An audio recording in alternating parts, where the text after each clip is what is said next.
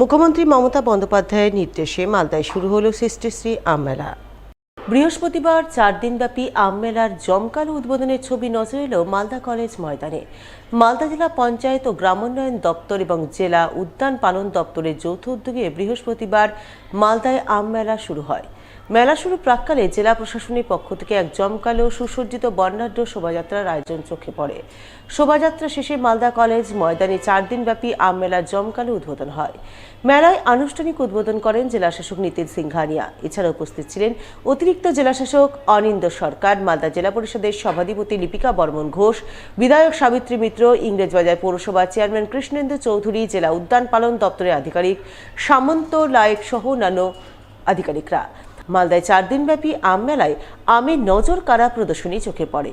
সেই প্রদর্শনীতে রাজ্যের বিভিন্ন জেলা থেকে আম চাষি ও আম ব্যবসায়ীরা আমের বিভিন্ন নজর কাড়া সম্ভার নিয়ে হাজির হন।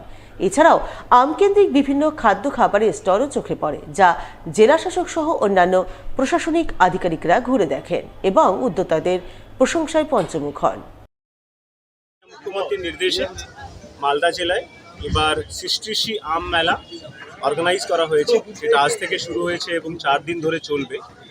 এখানে ডিপার্টমেন্ট অফ পিএনআরডি এবং department of FPI and horticulture দুটো ডিপার্টমেন্টের কনভার্জেন্স এবং সহযোগিতায় এই মেলা আয়োজন করা হয়েছে।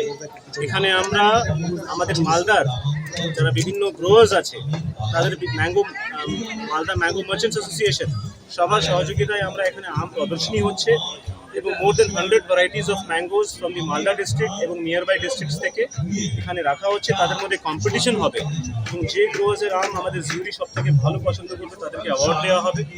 তার সাথে সাথে রাজ্য সরকারের পক্ষ থেকে আমাদের agriculture department plus horticulture department পক্ষ থেকে আমরা নিয়মিত চারা বিলি করেছি এবং সেই চারার যে ফলনগুলো আছে সেগুলো আজকে এখানে রাখা হয়েছে, বিক্রি করা হচ্ছে।